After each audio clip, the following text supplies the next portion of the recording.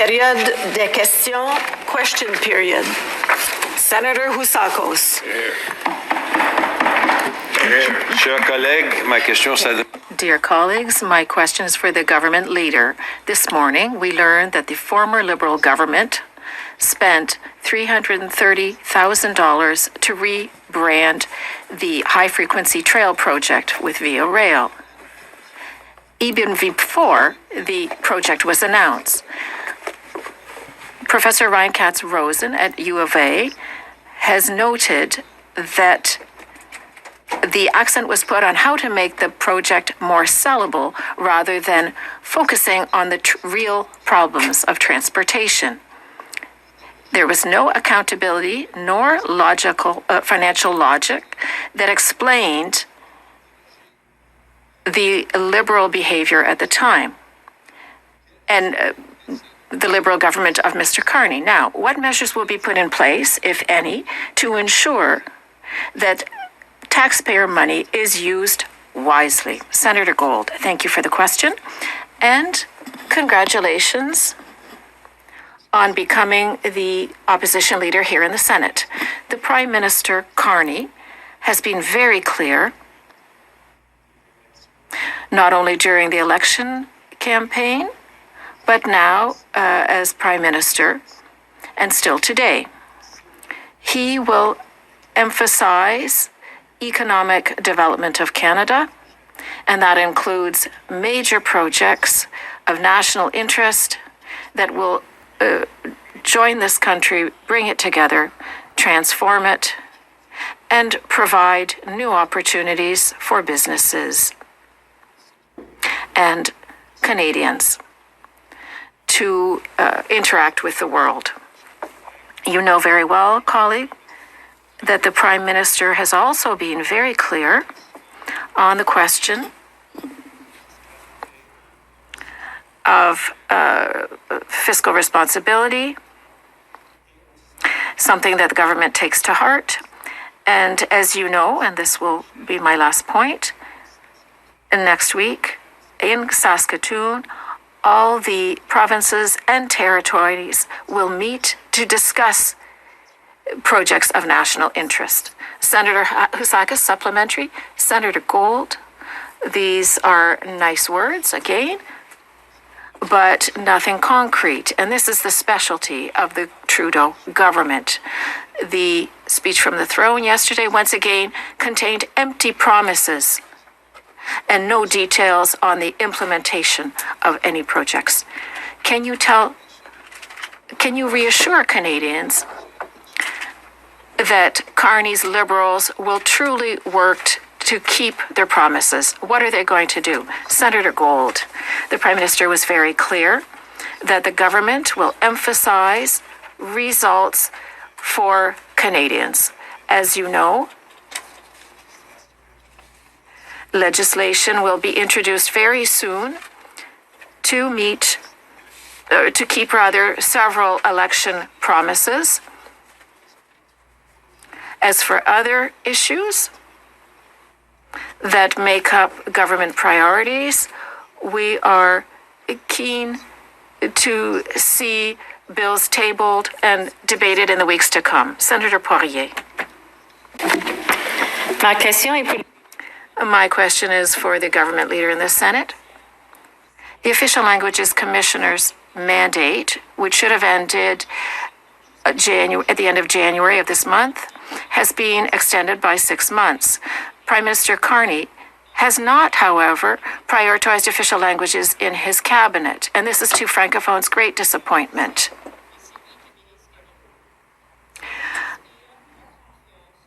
This does not inspire confidence that the Liberal government is listening to Francophones. Leader, where is the government in its process of appointing a new commissioner? Senator Gold.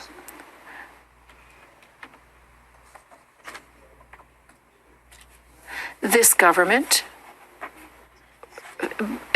feels that our two official languages are absolutely essential and adds to that the importance of indigenous languages. This has been clear in everything the Prime Minister has said before and since the election. As for your question regarding the commissioner, there will be an announcement made, and as soon as that announcement has been made, I will share that information with you. Senator Poirier. The government took 2 years to appoint Commissioner Théberge. In 2018, there is an interim commissioner, then there was a partisan appointment, and then there was another 6-month interim commissioner. There was a 2-year wasted and useless delay. Can you assure us that Prime Minister Carney will uphold the independent process, nonpartisan process, and will appoint a new commissioner by July? The Prime Minister was very clear in all his speeches that he will work in the interest of Canadians in all aspects of his responsibilities as Prime Minister and as government. Senator Miville-Deschênes. Senator Gold. The Quebec government has just tabled a bill authorizing it to impose French language content quotas on platforms such as Netflix and Disney. Quebec, quite rightly, is seeking to protect its language from the cultural invasion of English and is disappointed at the federal government's slowness to act. It is true that Bill C-11 on broadcasting was adopted more than 2 years ago, and no action has yet been taken by the CRTC to ensure the discoverability of French language content on streaming video platforms. Is Quebec right to lose hope in federal government action? Senator Gold, thank you for the question and for your continued commitment to this file. It's to your credit. The government is fully convinced that content produced in Canada must be easily accessible on streaming platforms in the official language chosen by Canadians. The government is aware of this new bill tabled by the Quebec government on discoverability of content, and the government will examine this Quebec bill attentively and will provide more of a response in the days to come. Thank you.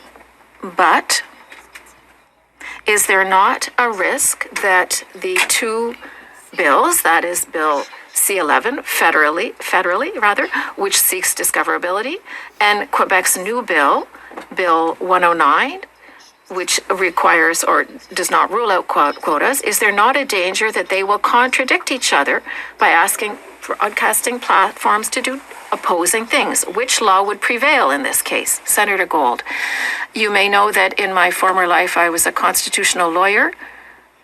I don't necessarily want to go into details regarding the Constitution and precedents in the case of two bills, one federal and one provincial. But as I mentioned, the government will seriously examine this new Quebec bill, and there will be a response to come.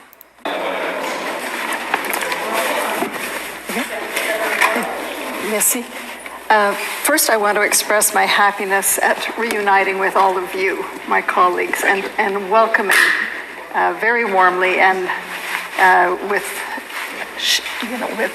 all of our appreciation to our new colleagues that are here in the chamber. It's just so great to be back.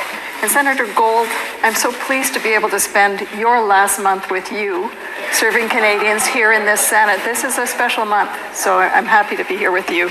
Yesterday,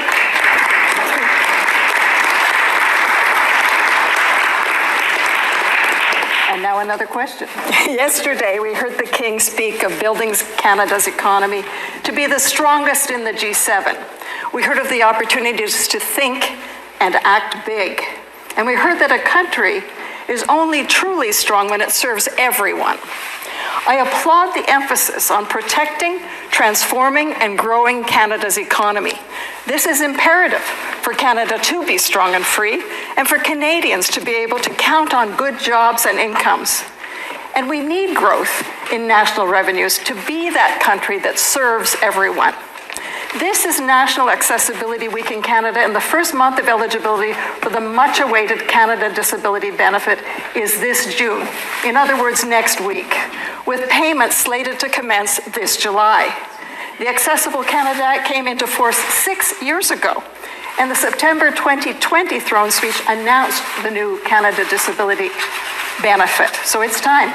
Senator Gold, can you confirm that the Canada Disability Benefit will be available for application as planned this June, with people receiving the benefit in July? Senator Gold. Thank you, Senator, for your question, for your kind remarks, and also, and importantly, for your continued advocacy on this issue. My understanding is, colleagues, that the government is on track, still on track, and expects that the payments will begin in July 2025, and that further information regarding the application process will be shared in short order. Should there be any developments, I will be sure to update this chamber, but that's my understanding as it stands today. Senator Coyle. I'm sorry. Great news. Thank you, Senator Gold. Groups such as Disability Without Poverty are worried about the lack of information being provided by the federal government to Canadians on the disability benefit. Alberta has still not committed to not claw back provincial social and disability benefits, payments rather, as they await more direction from the federal government. And as you know, there have been many concerns raised about the limited eligibility for the benefit as it stands now and its low amount. But for now, the focus is on getting the promised benefit out to the people who need it. Senator Gold, what is the government doing to widely provide information on eligibility and how Canadians can actually access the Canada Disability Benefit?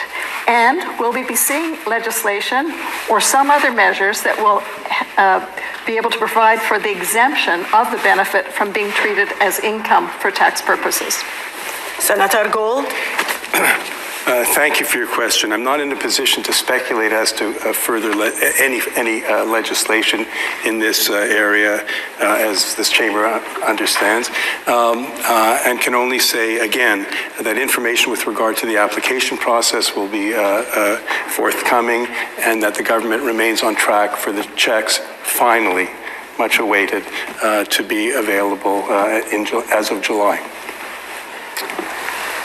Senatrice Werner. Senator Valner, my question is for the government representative. The speech from the throne confirms the government's commitment to work with provinces and territories to set up a real free trade system across Canada by Canada Day. When you consider the countless challenges involved in the in setting up the Canadian Free Trade Agreement since 2017, one can say that the challenge is sizable. Do you think that all the trade barriers will be eliminated, including those that concern particularly sensitive areas, or will there be exceptions? Thank you very much for the question, and thank you for underscoring the importance for this government of ensuring that our economy can be more effective and more vigorous for our fellow citizens. As you know, the government's commitment is to do its share in eliminating inter-provincial trade barriers. As you know, many conversations have already taken place with the provinces and territories in this respect, and more meetings will take place this week. We are awaiting for a bill to be introduced in the House of Commons that will specify, or in Parliament rather, that will specify what needs to be done, and this will be for a study. At that point,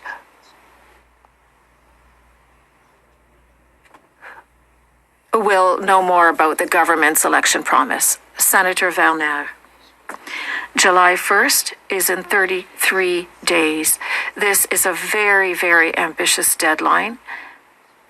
Are you at this point able to tell us what progress has been made in the discussions between provinces and territories since the virtual meeting between the Prime Minister and his provincial and territorial counterparts. Senator Gould, thank you very much for the question, but no, I'm not able to share anything from the discussions between the various, between the Prime Minister and the Premiers, but we should have the legislation before us very soon. Thank you, Madam Speaker. Senator Gould, at a time when Canada is facing growing external pressures such as protectionist policies and shifting global markets, internal unity and collaboration are more important than ever. Yet we continue to see rising feelings of alienation in parts of the country, particularly in Western Canada, with some voices even raising the prospect of separation. How is your government working to address these regional concerns in a meaningful way, and what specific actions are you taking to promote a stronger sense of national cohesion, one that ensures all provinces and territories feel not only heard and included, but also united? Senator Gould. Well, thank you for your question. This is a great and diverse country, and one that throughout its history has reckoned with challenges that result from the differences in our regions and our perspectives, our experiences, and our aspirations. The government is committed to working with leadership in the provinces, the territories, and Indigenous communities to make sure that all of its actions, the government's actions, whether it's with regard to the economy as a whole, whether it's regard to specific projects of national importance, are done so not only proper consultation, input, and engagement of those stakeholders, but also of communities, individuals, businesses, and the like, to make sure that all voices are heard and that the economy, again, to paraphrase the words of the Prime Minister, is as strong as it can be, but it'll only be as strong as it can be if it works to the benefit of all Canadians, and that includes all of the regions of our country as well. Senator Francis. Thank you, Madam Speaker. Senator Gould, yesterday's speech from the throne noted that, and I quote, "When Canadians come together, Canada builds things that last," end of quote. Can you explain how your government plans to get provinces and territories to collaborate on these so-called projects of national significance? Senator Gould.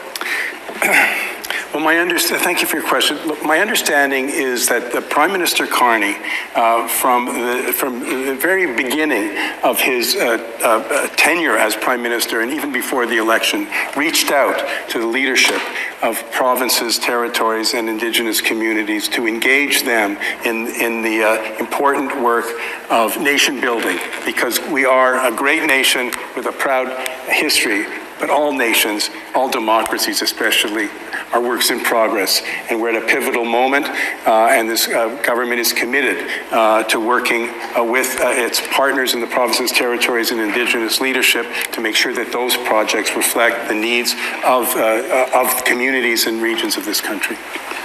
Senator Marshall. Thank you very much, Madam Speaker. And my question is also for Senator Gould. Senator Gould, the 2023-24 fiscal year ended 14 months ago, yet we're still waiting for the debt management report for that year. And we need that report to review the main estimates that were just tabled here today. But if you look at the parliamentary calendar, it's possible the government could delay tabling that report until September or October, which would be 18 months after the fiscal year. Can you tell us when the government will be tabling the 2023-24 debt management report, and hopefully within the next few days? Senator Gould. Senator Marshall, it's such a pleasure to receive questions from you. I smile because it's nice to see you also, but because you represent a very serious voice for fiscal accountability and responsibility in this chamber, and it's to your credit. I don't have the answer that you're seeking.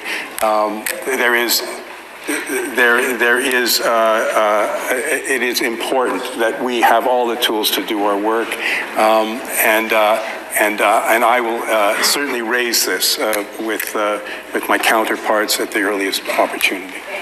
Senator Marshall. Yes, thank you very much. So to carry on with accountability and transparency, we're also still waiting for the government to provide the departmental reports result data and the full-time equivalent data on the GC InfoBase website for 5 organizations. And I won't list the 5 organizations, but I can say the Privy Council office is one of them. So again, I'd like to know, like, we need that information to review the MAME estimates, and we've been waiting. We should have had it actually last fall. So can you tell us, like, when is the government going to post that data on the website? And again, it would be very, very helpful if they can do that within the next few days, because I understand most of the data is available. Senator Gold. So again, thank you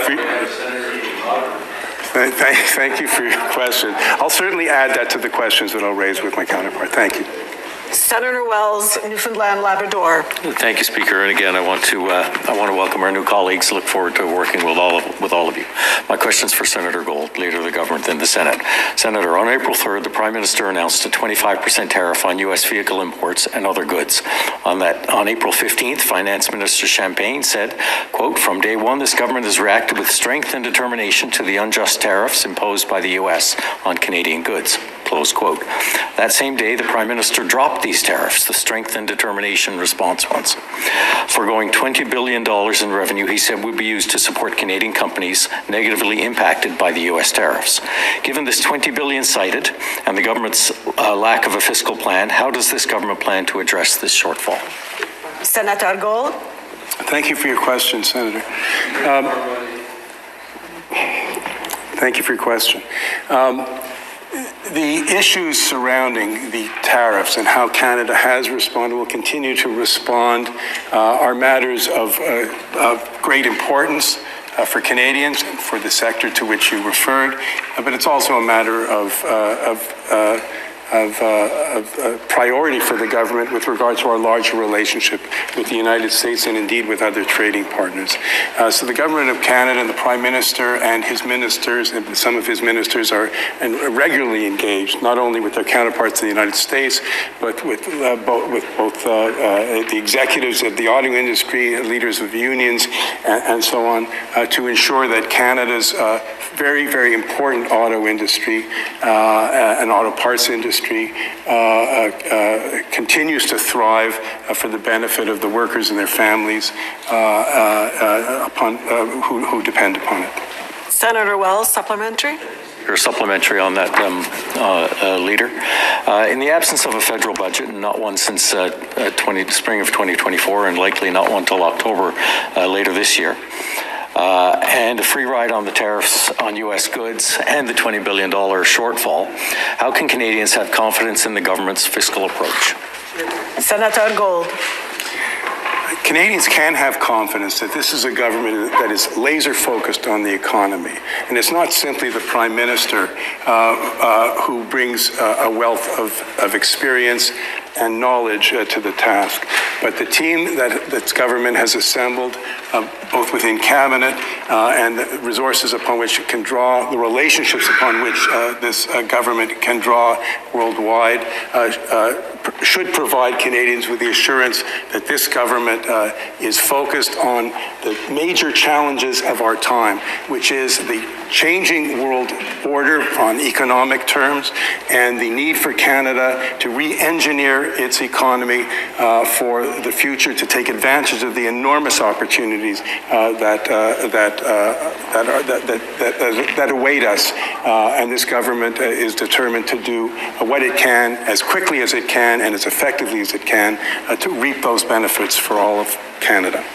Sénatrice Petitclerc. Merci, Madame la Présidente. Senator Petitclerc. Thank you, Madam Speaker. Senator Gold, this is the National Week on Accessibility. For accessibility. So there's a great deal of work remains to be done. As you know, my colleague, one of my colleagues has already articulated many of my concerns when it comes to the disability benefit for persons with disability, which we hope will become a reality over the coming months. But it does lead to many concerns. I'm not going to ask you the same question again about the situation in Alberta, but I impatiently await your response to Senator Cole's question. However, I would like to know Since 2015, the various Liberal government cabinets always had a minister clearly identified as being responsible for the inclusion of persons with disabilities. That is no longer the case today, and as you can imagine, it creates many worries and concerns within my community and for me personally as well. Are we right to be concerned? Should we be worried? Is this an indication of the government's lack of engagement towards and commitment towards people with disabilities? I remind you that we have an objective and accessible Canada by 2040. Is that goal now imperiled? Senator Gold, thank you for the question and for the role that you continue to play on these matters. The simple answer is no, but it's easy for me to say no. I do understand these concerns, and we must emphasize the importance for a great number of Canadians who do find themselves with a disability, and I do understand these concerns. The government decided to limit the size of cabinet in order to better respond to national and global issues. I'm convinced that the lack of such a minister does not mean that the government has abandoned or set aside its commitment towards important goals for the well-being of our society. Senator Percy-Claire, do you have a supplementary question? No, thank you, Madam Speaker. Madam Speaker, my question is for Senator Gold. Senator Gold, the prosperity and security of a nation depends on the health of its citizens. Yesterday's speech from the throne may have offered hope to some Canadians, but not to the 6.5 million Canadians who are without a family doctor. Healthcare, arguably the most pressing issue for millions of people, was not mentioned as a national priority. This morning, there was a CBC headline about a 96-year-old Nova Scotia woman who has resorted to placing a classified ad to find a family doctor. The government's election platform had at least a few commitments to improve healthcare, but yesterday's throne speech did not include any new promises to strengthen or repair our ailing health systems. Senator Gold, what is the government's plan to address the growing healthcare crisis, particularly access to primary care? Senator Gold. Well, thank you for your question. It's clear to all Canadians, and has been for some time, that all levels of government and all partners in the healthcare systems across this country must work hard and harder to transform our healthcare system so it can better serve Canadians. The example you gave of the Nova Scotia woman is unfortunately too typical in all provinces and regions of this country. We need to get more healthcare workers into this system, and all levels of government have to play their part. This government continues to play its role as a federal government to provide serious funding, in direct healthcare funding to the provinces and territories to help in their efforts under their responsibility to transform and improve the healthcare system for their citizens and residents. I understand that the deals that have been made with the provinces and territories target what matters most to Canadians: more doctors, more healthcare professionals, nurses, shorter wait times, and briefly, a better healthcare system for us. Senator Osler. Thank you, Senator Gold, and I would continue to encourage the government to show leadership when it comes to healthcare. In its election platform, the government committed to modernizing Canada's healthcare system by launching a task force for public healthcare innovation. The task force is meant to invest in and scale up made in Canada solutions, improve data quality, and ensure accountability. Senator Gold, when will this task force be launched, and how will it work? How will its work be made transparent and accountable to Canadians, particularly those still waiting to access primary care? Senator Gold. Well, thank you for your question. I'm not aware of the timeline for that, but I'll certainly make inquiries with the relevant minister. Senator Brazo.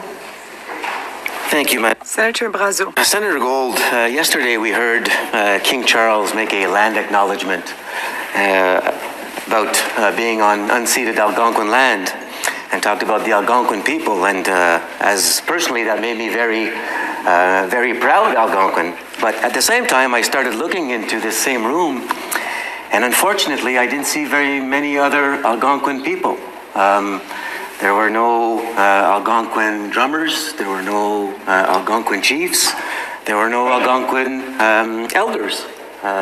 Elder Claudette Commanda said yesterday, who happens to be my first cousin, said yesterday that perhaps there was a breach of protocol. When Canada hosts G7 meetings, they don't ask another country to host it. When a province in the Council of the Federation hosts a meeting, they don't ask another province to host it. On behalf of all the communities that make up the Algonquin Nation, could you please provide an update and look into exactly what happened in that there was no Algonquin representation to host the King on Algonquin land? Senator Gold. Well, thank you for your question, and I can understand the disappointment that underlined the question. It is not the responsibility of my office nor of the government generally to deal with matters of protocol, but I'll certainly make the appropriate inquiries. Senator Brazo. Une supplémentaire. Senator Brazo, do you have a supplementary question? Like I said, I'm not, as you know me, I'm not the type to I'm not looking to point fingers and to blame. I know it's a multifaceted process, but having said that, we all have a job to do, and my job is to speak on behalf of the Algonquin Nation that clearly weren't included in hosting the King and on Algonquin land. And so for the future, let's look into this to ensure that this never happens again, and that the Algonquin people and the elders especially are not felt disrespected. Well, thank you for raising that matter with me, and I certainly will make inquiries. Honorable Senator, la période. Honorable Senators, the time allotted for question period is now expired.